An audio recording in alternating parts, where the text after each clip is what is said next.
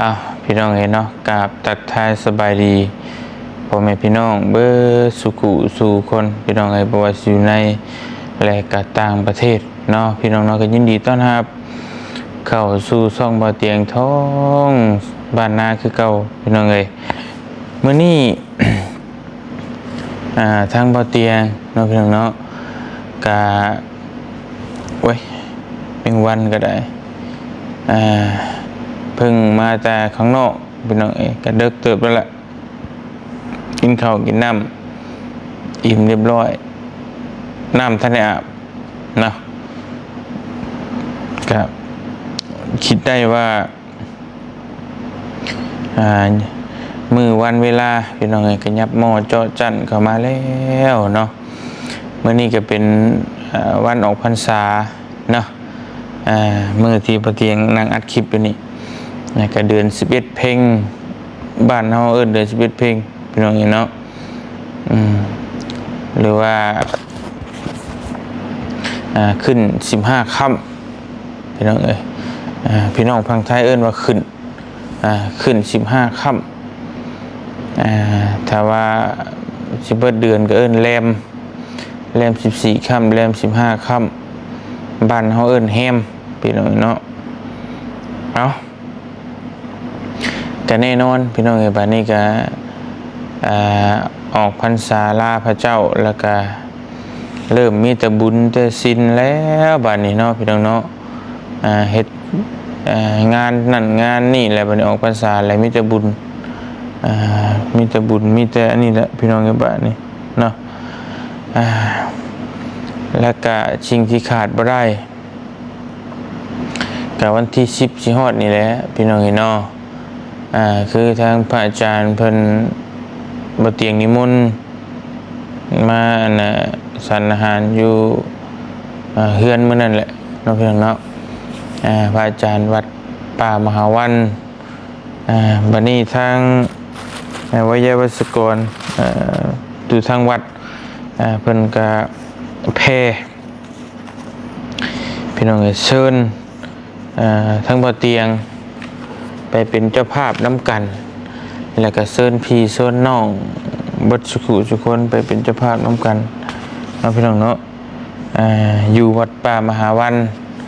งานทอดกฐินตรงกับวันที่10สิฮอดนี่แหละ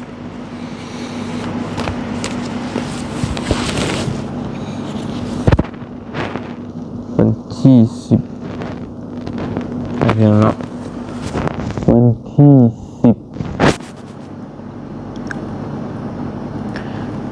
10เดือน10ปี2025เวลา 11 โมง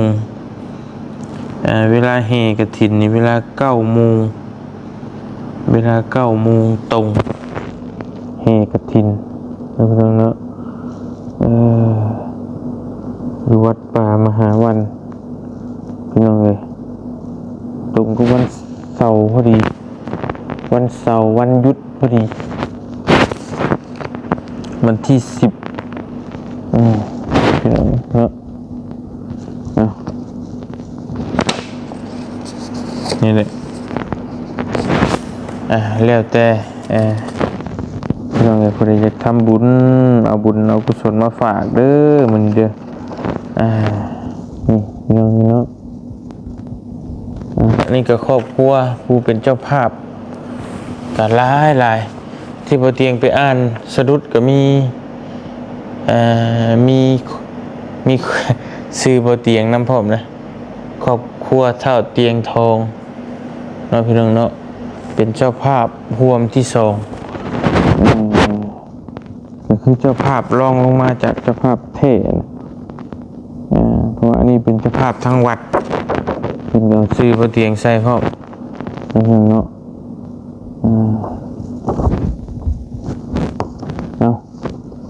ก็บ่เตียงก็สิขอซองนึงเอาไว้ใส่ทำบุญเนาะซองนึงแล้วก็อันนี้ก็มีแล้วเนาะมีคนใช้แล้วแล้วก็มีทั้งผู้ใหญ่ใจบุญก็ผักเงินอีกละใส่อีกลายพี่น้องก็สิเหลืออยู่บ่หลายแล้วตอนนี้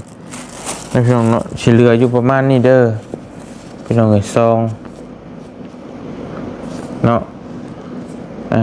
ซองกระถินเฮาเรือบ่หลายปานใดพี่น้องเอ้ยเหลือเวลาอีก 2-3 มื้อเนาะเฮาก็ได้ไปถวายแล้วยังเหลือประมาณ2 4 6 8 10 12 14 16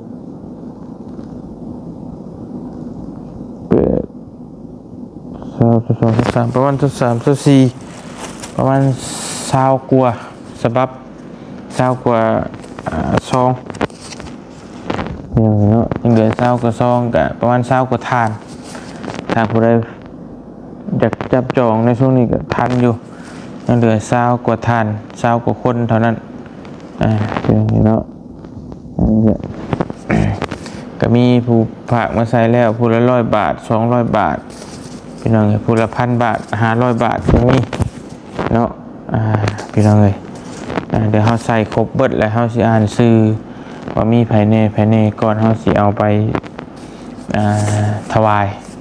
เดี๋ยวไปเบิ่งบรรยากาศนํกันเนาะเดี๋ยวบ่เตียงก็สิไปเก็บภาพบรรยากาศนํกันมื้อที่ว่าเพิ่นไปทอดกฐิน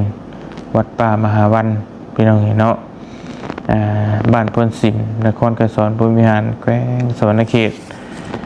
ก็เป็นวัดป่าปฏิบัติพี่น้องเอ้ยเพิ่นปฏิบัติอย่างเคร่งครัดก็คือทาง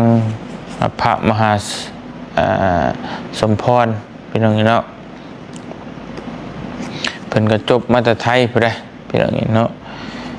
เพิ่นก็โอ้ถือว่าเก่งอยู่ในหม่องหอเพิ่น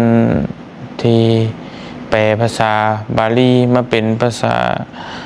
ลาวเป็นครั้งแรกในโลกพี่น้องเนาะ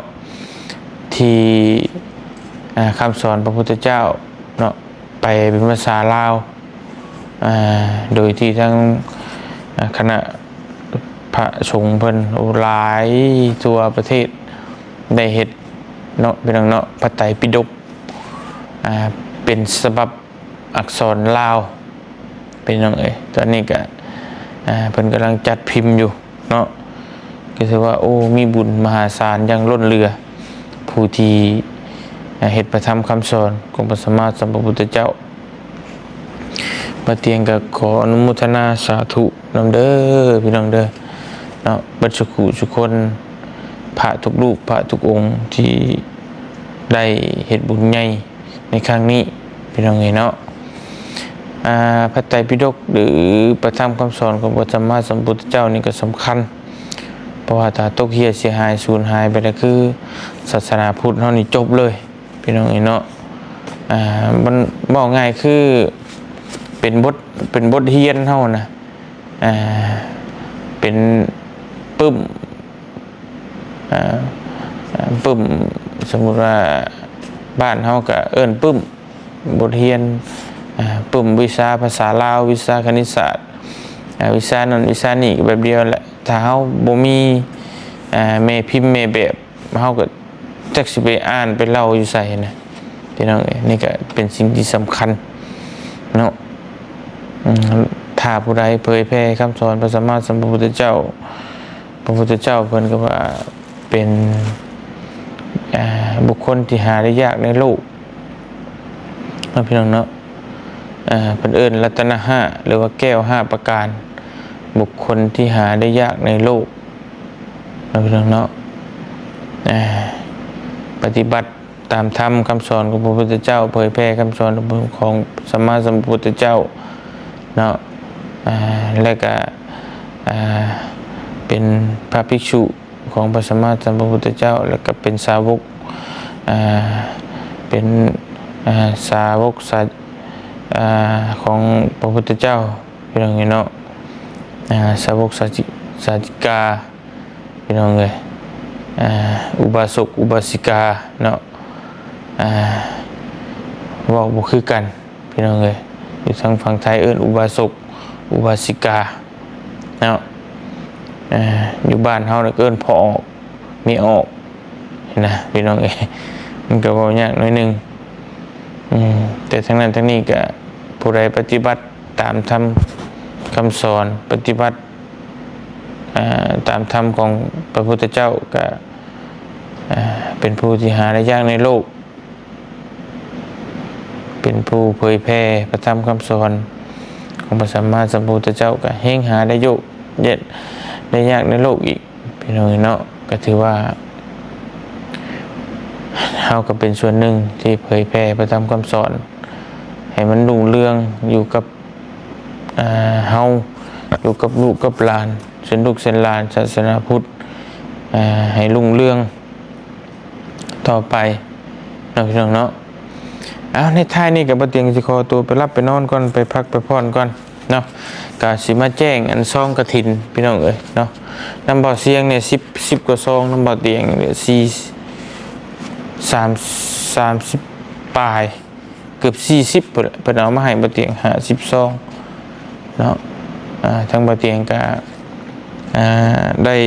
สมทบหลายคู่หลายคนเข้าไปในนี่ยังเหลืออยู่20กว่าซองเท่านั้นถ้าผู้ใดอยากทำบุญก็เนาะยินดีพี่น้องเอ้ยเอาบุญเอากุศลนำกันนะบ่เตียงก็สินำไปถวายวันที่10สิฮอดนี่พี่น้องเนาะจากนั้นก็ขอขอบคุณขอบมุกกับใจหลายๆ FC พ่อแม่พี่น้องเบิดสุขุทุกคนบ่ได้อยากทำบุญกฐินใส่ซองในครั้งนี้ก็ช่องทางติดต่ออยู่ท้ายคลิปเนาะบ่เตียงสิจดไว้ให้จำนวนเงินเท่าใดซื้อหยังอยู่ประเทศใดเนาะบ่เตียงสิจดไว้ให้เด้อเอาบุญเอากุศลนำกันยังทันอยู่อีก 2-3 มื้อ